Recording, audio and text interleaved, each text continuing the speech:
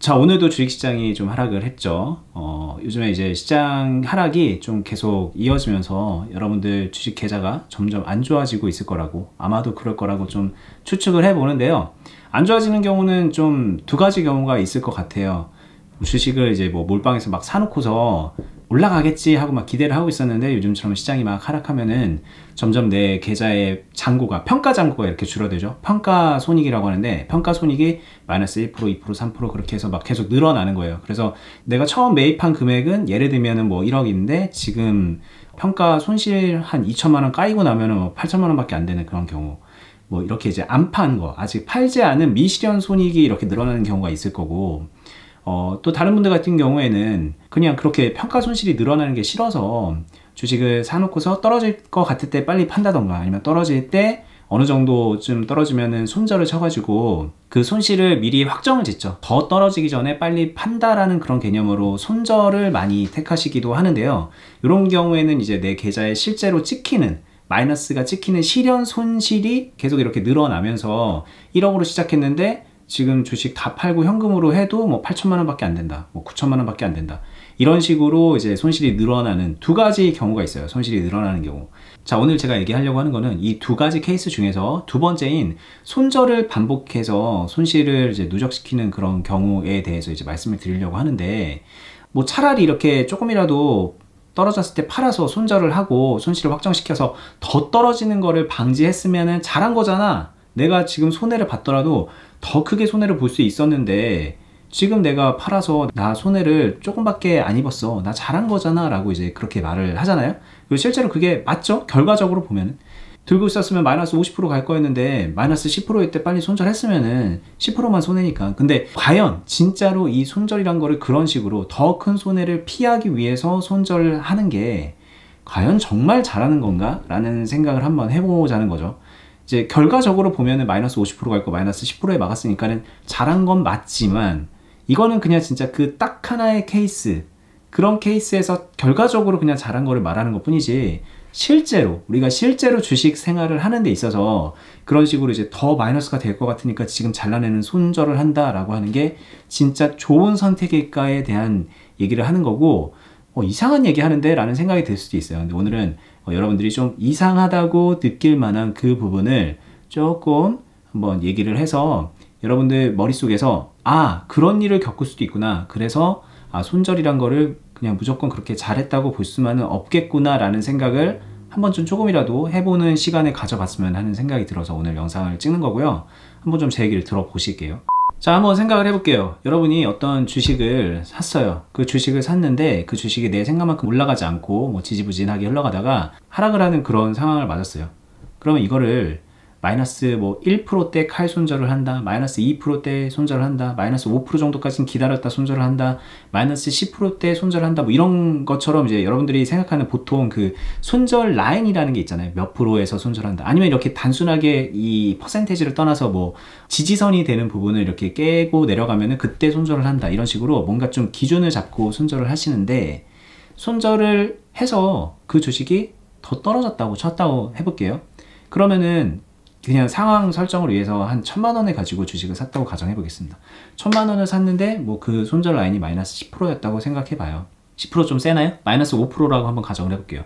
나는 마이너스 5% 이상은 견디기 어려우니까 마이너스 5%대 손절하겠다. 그래서 이제 950만 원에 이제 손절을 한 거죠. 마이너스 5%면은 싸게 막았죠. 50만 원 손해 크게 본 것 같지만 그렇게 손절을 했는데, 이게 이제 시간이 지나고 나서 까보니까는 진짜 마이너스 50%까지 간 거예요. 내가 그때 1,000만 원어치를 산 거를 기다렸으면은 500만 원이 되는 그런 상황까지도 갈 수 있는 거잖아요. 그러면 결과적으로 내가 진짜 그때 50만 원 손해보고 팔길 잘했지, 500만 원 손해볼 뻔했잖아, 그러니까 손절이 맞아 라고 이렇게 생각들을 하시는데, 과연 그럴까? 이게 실전에서는 그렇지가 않아요. 왜냐하면 이제 50만 원 손해를 보고 950만 원 확보를 하면서 손절을 했잖아요. 그러고 나서 이 950만 원으로 뭘 하냐는 거죠. 여러분들 이 950만 원으로 뭐 하세요? 뭐 예를 들면은 이 1,000만 원짜리였던 이 1,000만 원의 가치였던 이 주식이 마이너스 50%까지 갈 때, 500만 원까지 갈 때까지 아무것도 안 하고 있나요? 그냥 현금으로 지켜보고 있다가 그래, 이 주식이 지금 마이너스 50%까지 내려갔으니까 내가 이때 이거 다시 산다, 내가 이때 다시 사서 이거 이제 올라갈 가능성이 더 높으니까 지금 이제 공략한다라는 그런 생각으로 그 수많은 시간과 세월과 나날을 그냥 현금으로 그냥 들고서 가만히 기다리나요? 제가 이게 주식을 뭐 이렇게 손절을 안 하고 관리하는 것들을 얘기를 하면은 일부 매도를 하고 뭐 분할 매수를 하고 분할 매도하고 이런 거를 얘기를 하면은 몇몇 분들이 댓글로 이런 걸 말씀하시거든요. 그게 뭐 하는 짓이냐, 빨리 떨어질 것 같을 땐 빨리 팔고 내려가 있는 상태에서 다시 사면 그러면 되는 거잖아. 왜 중간에 이렇게 분할 매도를 하면서 손절을 나눠서 하고 뭐 관리라는 걸 하냐. 관리라는 거 별거 없다. 그냥 떨어질 것 같을 때 빨리 손절하고 싼 가격에서 사면은 그게 최선의 관리다. 정말 베스트한 결과를 만들어낼 수 있는 거다라고 말씀을 하시는데, 이런 케이스죠. 1000만 원대에서 50만 원 떨어지면 빨리 손절하고, 이게 500만 원대까지 떨어지는 거를 봤다가 그때 사라는 얘기예요. 근데 이게 이론적으로는 가능한데 현실 세계에서는요, 이 1000만 원에서 500만 원 떨어질 때까지 하루 이틀 3일 만에 일어나지가 않아요. 이런 일이. 뭐 그런 일도 있을 수 있겠죠. 뭐 하한가 맞고 막 점화되고 막 그러면은 그런 일도 일어날 수 있어요. 근데 대부분은 이런 일은 막 길면은 몇 년에 걸쳐서 일어날 수도 있고 일어나지 않을 수도 있어요. 심지어 이 반가격까지 안 올 수도 있으니까. 그리고 뭐 3년 4년 걸릴 수도 있는 거고, 3년 4년 너무 길죠. 뭐 한 1, 2개월만 돼도요, 1, 2개월 동안 내가 현금 950만 원을 그냥 들고 있는다? 그럴 사람이 과연 있겠냐는 거예요. 그래서 손절이라는 거를 해서 밑에 더 떨어졌을 때 더 싼 가격에 매수를 다시 한다라는 이런 케이스로 접근을 하면은 현실감이 많이 떨어집니다. 분명히 대부분의 확률로 이 950만 원 손절한 금액을 가지고 이 주식이 안 떨어지고 이렇게 뭐 지지부진하고 있으면 다른 주식으로 가요. 다른 주식으로 가서 더 괜찮아 보이는 주식을 사요. 더 괜찮아 보이는 거는 두 가지죠. 지금 막 올라가고 있는, 위에서 놀고 있는 주식, 아니면 많이 떨어져서 이제 바닥에서 더 떨어질 것 같지 않은 그런 주식을 사는 거예요. 이 950만 원으로 그런 주식을 거의 바로 삽니다. 오늘 좀 타격이 있었으면 내일 사는 한이 있더라도 어쨌든 간에 놀고 있는 현금을 두고 보질 못해요. 그래서 이거를 그냥 또 다른 주식으로 사요. 근데 문제는 또 거기서 발생해요. 그 다른 주식을 산 게 또 올라가지 않으면, 또 올라가지 않아서 떨어져서 마이너스 1%, 2%, 3%에서 마이너스 5%가 되면 어떡할 거예요?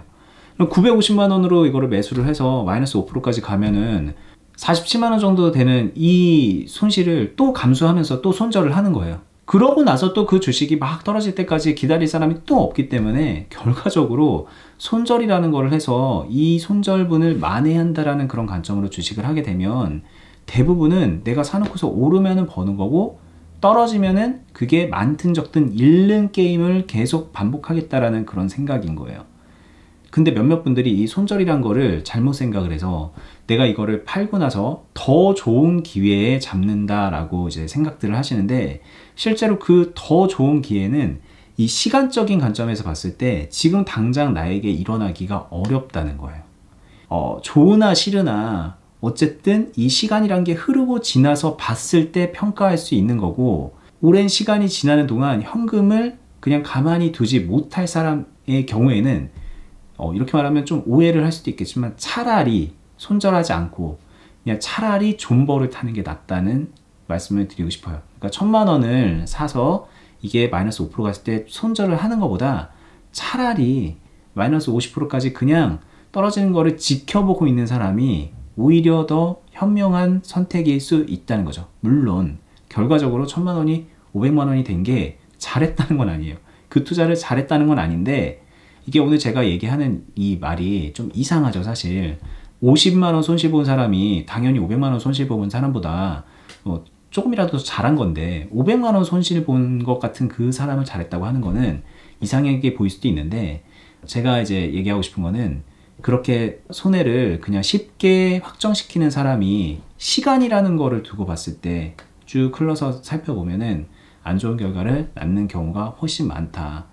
그렇기 때문에 여러분들이 이 칼손절이 아니더라도 이렇게 통손절 이런 거를 이제 반복하면서 주식을 하는 습관을 기르는 거를 저는 개인적으로 그렇게 권장하고 싶지 않다, 이런 얘기를 하는 거예요. 근데 그렇다고 해서 이게 진짜로 진짜 현실 세계에서 내가 1000만 원씩 샀는데 이거를 통으로 사가지고 500만 원이 갈 때까지 아무것도 안 하고 존버 타는 건, 그거는 진짜 그것도 잘한 게 아니죠. 사실 이렇게도 생각해 볼 수 있습니다. 이 사람이 더 잘한 거일 수도 있습니다 라는 얘기를 한 것 뿐이지, 실제로 결과를 그렇게 만들어냈다는 거는 결코 잘한 게 아니에요. 그렇기 때문에 우리가 주식을 처음 살 때부터 이 1000만 원이라는 거를 그냥 바로 1000만 원이 다 들어가는 것보다는 뭐 100만 원, 100만 원, 100만 원 이렇게 나눠서 산다던가, 아니면 하다못해 뭐 300만 원, 300만 원, 400만 원 이렇게 3분할을 해서 산다던가, 이런 식으로 분할 매수를 하는 거를 권장을 하는 거죠. 그러면은 이 떨어지는 와중에도 실제로 이제 평가 손실을 좀 조절하면서 내 비중과 평단을 조절을 하면서 기회를 조금 더 강하게 가져갈 수 있는 거잖아요. 수익을 낼 수 있는 기회를. 근데 통 매수를 하게 되면은, 물론 오르게 되면 한 번에 큰 금액을 버는 것도 맞지만, 실제로는 내가 사자마자 이렇게 쫙 올라가는 경우보다는 지지부진하거나 아니면 떨어졌다 올라가거나 이런 케이스가 훨씬 많은 게 주식시장이니, 분할 매수를 통해서 그런 기회를 꾸준하게 가져가면 좋을 것 같고요. 이렇게 분할 매수를 해서 관리를 하고 기회를 내가 만들어 간다라는 관점으로 주식을 하다 보면은, 지금 현재 내 통장에 찍혀 있는 평가 손익은 그렇게 크게 중요하지는 않아요. 내가 300만 원을 샀는데 5% 떨어졌어, 10% 떨어졌어, 또 300만 원을 샀는데 20% 떨어졌어, 또 이제 나머지 400만 원을 샀는데 그때부터 올라가. 그러면은 지금 이 300, 300, 400을 사는 동안에는 계속 마이너스예요, 내 평가 잔고는. 근데 내 평단을 낮춰서 내 수익을 낼 수 있는 가능성을 높여 놓는 거기 때문에, 비중 관리라는 관점에서 보면은 그렇게 잘못한 거는 아닐 수도 있다. 1000만 원을 뻥 사고서 손절하고, 뻥 사고 손절하고, 올라가면 대박 내야지, 이런 생각을 하는 그런 도박 심리의 끝에 있는 주식 투자자들보다는 훨씬 더 건강한 선택을 할 수 있다라는 말씀을 드리는 거고, 물론 그렇다고 해서 어떠한 경우에도 손절을 하면 안 됩니다 라는 얘기는 아니에요. 손절을 한다면은 내가 진짜 지금 당장 현금을 가지고 있는 것이 어떤 경우보다, 내가 포지션을 가지고 있는 그 어떤 경우보다 유리한 경우에는 손절을 해야 돼요. 예를 들면 이런 경우가 있겠죠.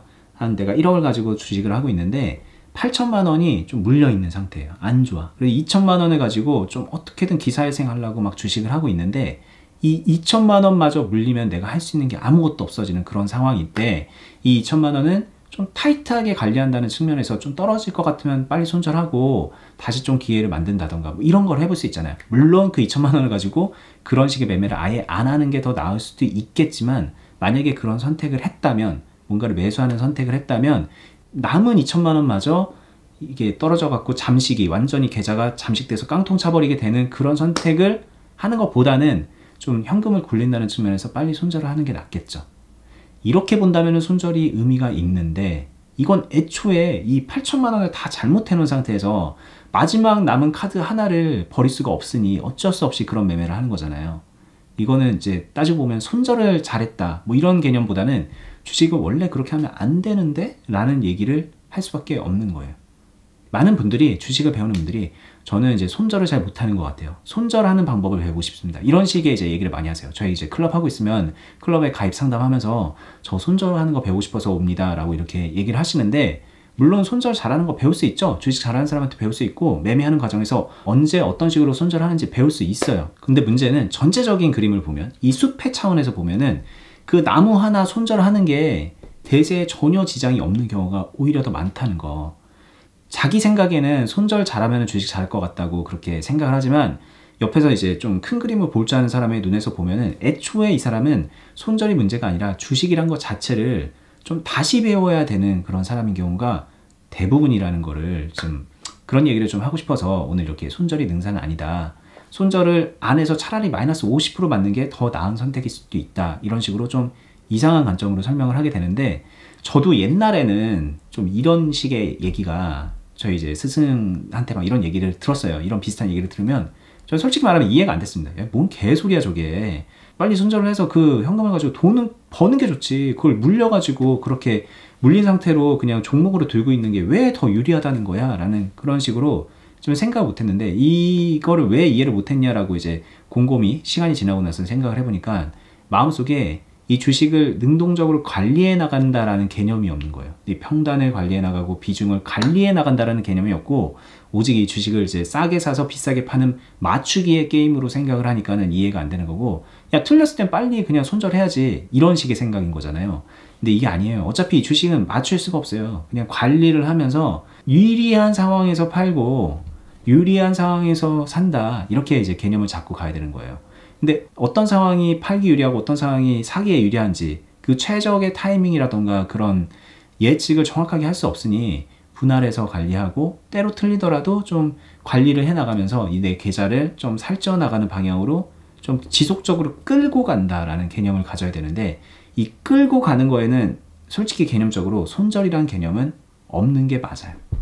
어쩔 수 없을 때는 해야 되겠지만 그 어쩔 수 없을 때까지 갔다는 거는 이미 본인이 주식을 잘못하고 있었을 가능성이 매우 높다는 걸 좀 말씀을 드리는 거고요.